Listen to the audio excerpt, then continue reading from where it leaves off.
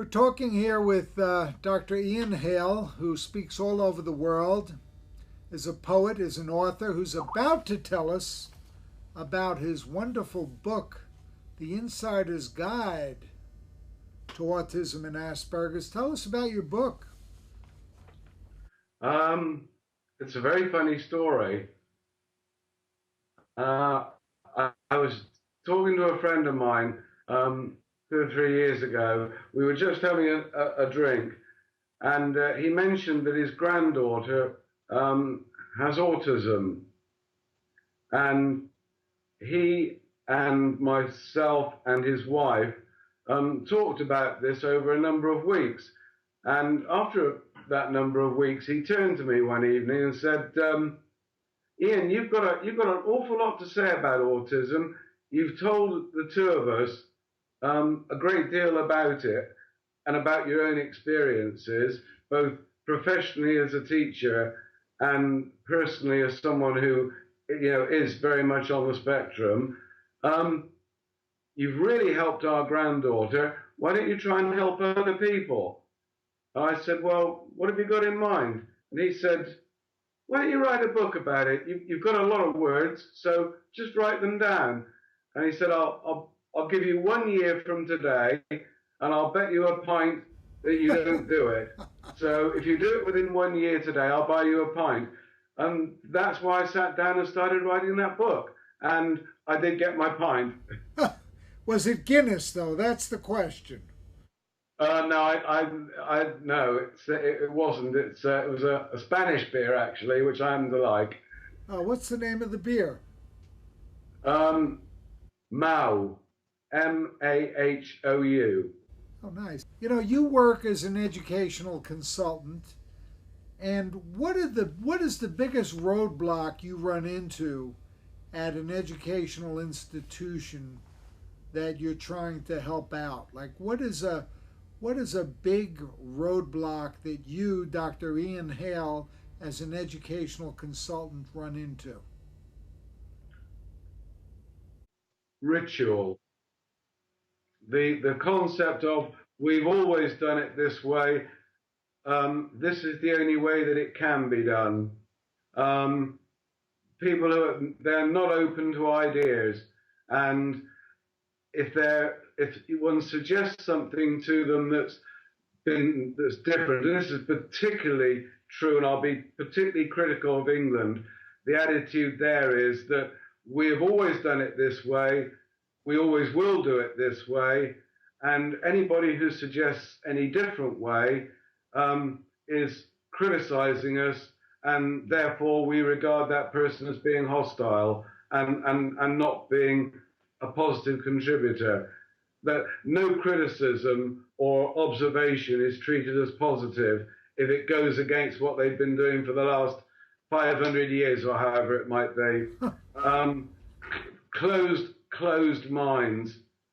And I'm afraid that's still very true today.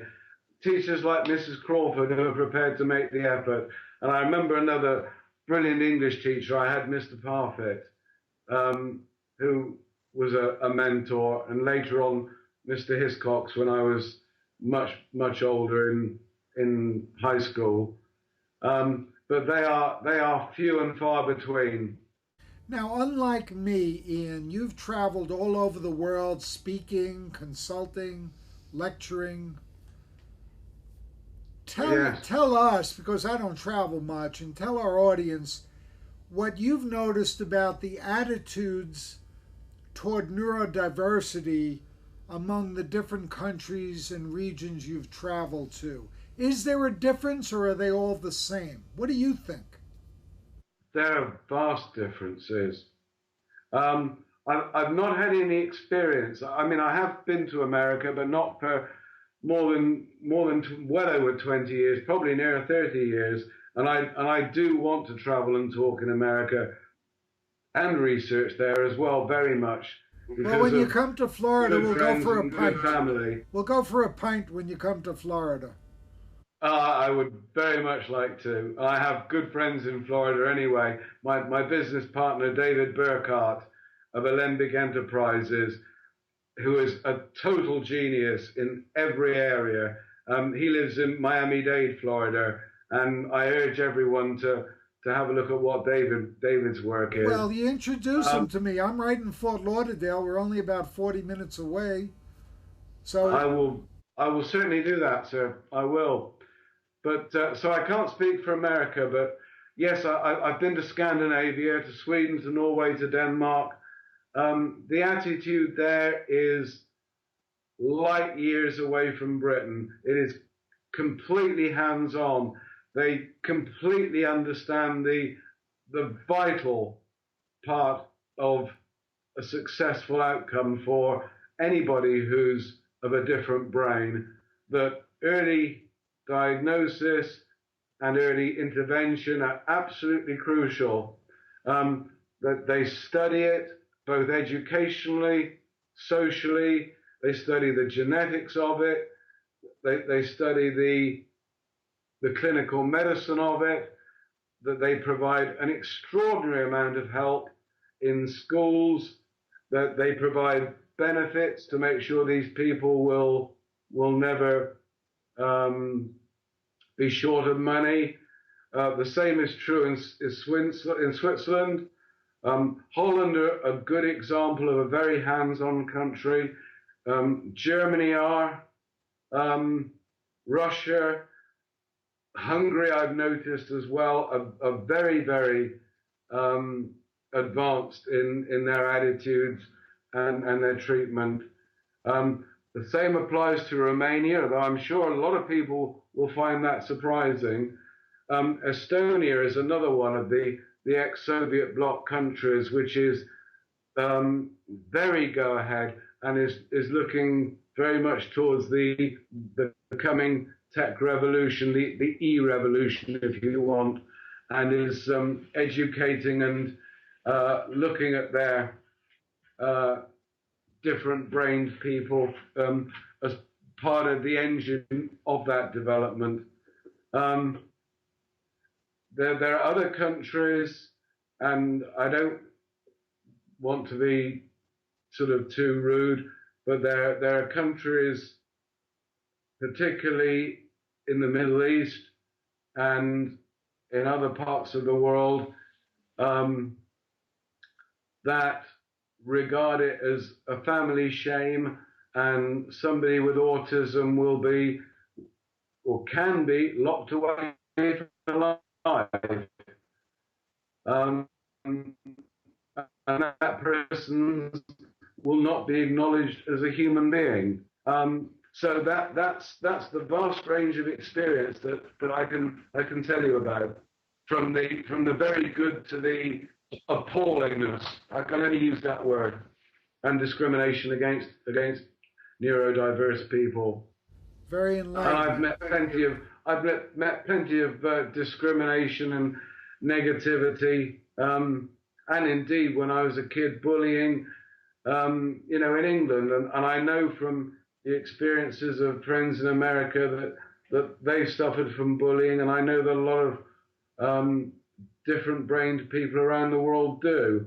But that again is something that Scandinavia and Germany in particular that I've experienced are very, very careful to protect neurodiverse children from. And of course, it doesn't stop as a child. People go into the workplace. Bullying goes on into the workplace. Bullying, like autism, is not something that can be grown out of, but it is something that can be taught how to deal with. I mean, the way I did it, I learned a martial art when I was 17, 18, and I was a big, strong rugby player. So I didn't get too much of that problem. Oh, But I've seen it happen to a lot of people, and I've heard a lot of stories from, autistic and other differently brained people, during my professional years as an educator. And some of those stories, have made me cry, I'll be honest. And some of those stories, including my own, form aspects of the poetry that I write. well, The I first want to get into that. Before I get into the poetry, okay.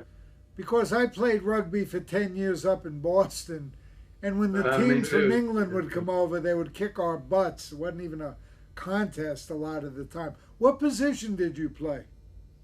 Hooker. Oh, I figured that. Very cerebral position. Yeah, I'm not very tall, but I was quite bulky, and I spent a lot of time with weights from the time I was about 14 or 15. So I was quite I was quite cuboid. I was a cube. Now, what I would like to know from you for our audience is how your different brain, let's call it autistic or Asperger's, or as you say, Asperger, how does it affect your poetry?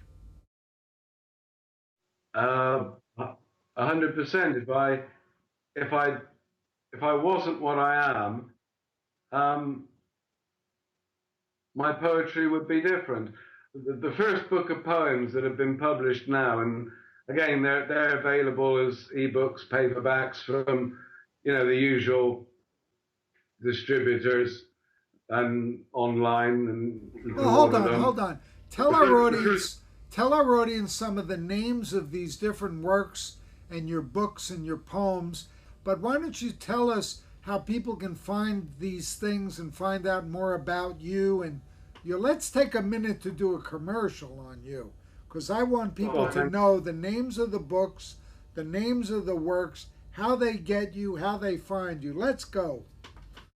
um, if you Google Dr. Ian Hale, that's the first way to find me. The book on autism is called The Insider's Guide to Autism and Asperger's. The first poetry book is called Emotional Exile, because that was the best title to describe my experience of being an Aspie, of being Asperger's syndrome.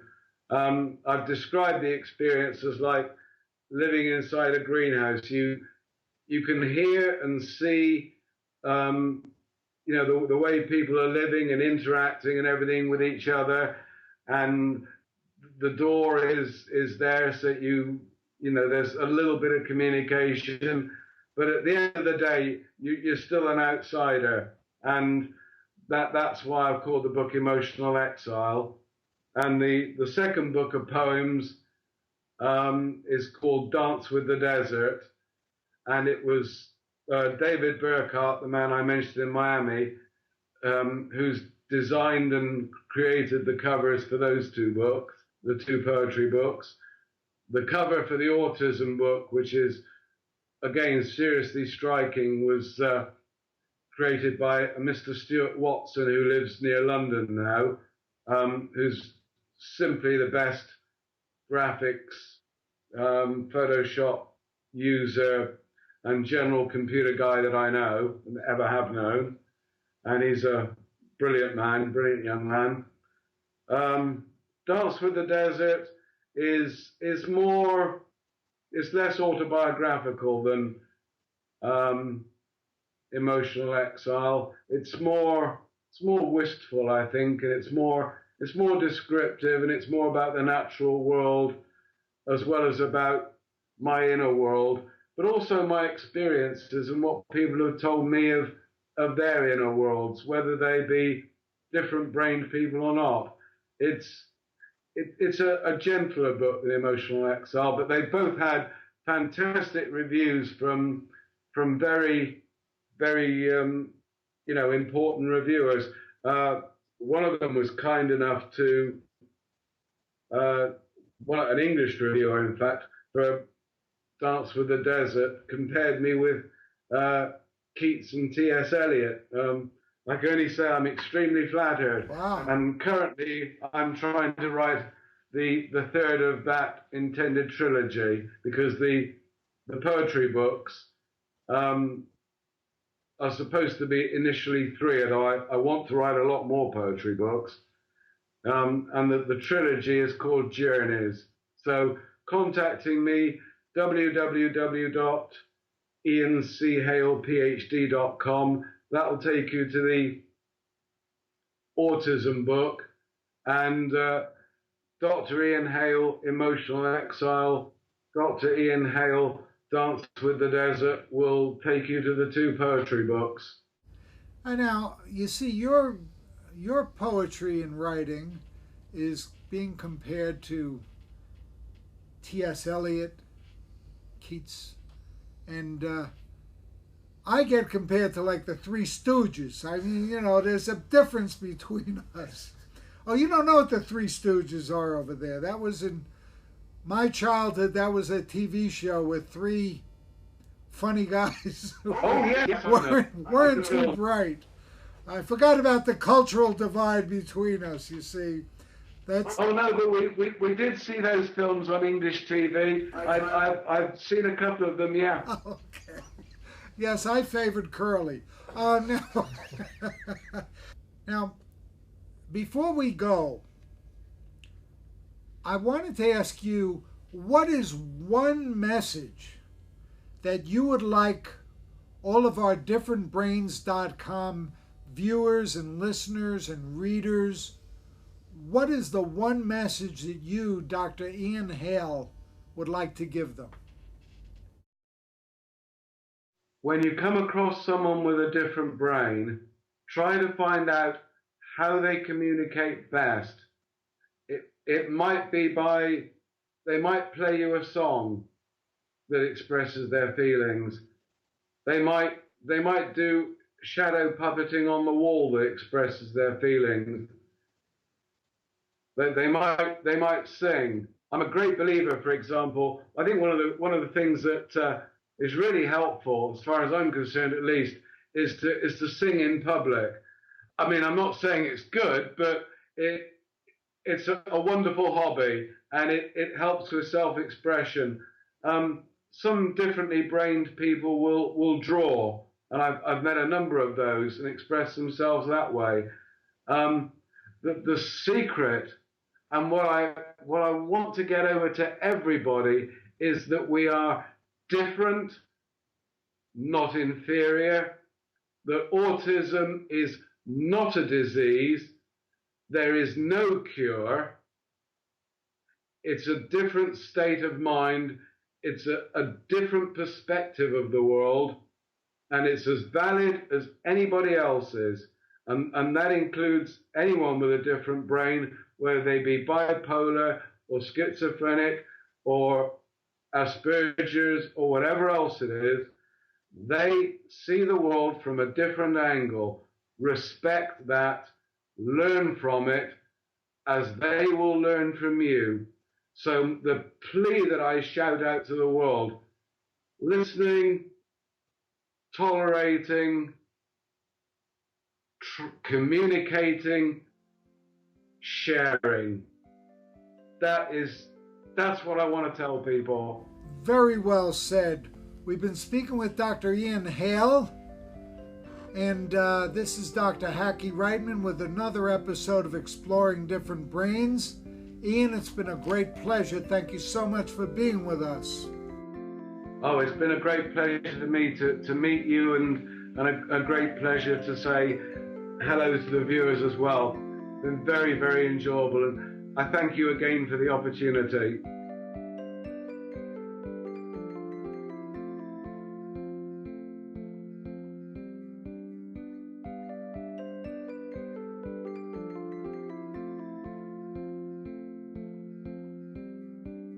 For more information, visit us at differentbrains.com.